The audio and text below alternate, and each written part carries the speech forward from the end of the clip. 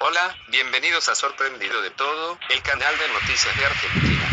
Según el Servicio Meteorológico Nacional, este domingo habrán tormentas eléctricas, lluvias intensas, fuertes ráfagas de viento y granizo para gran parte de Mar del Plata.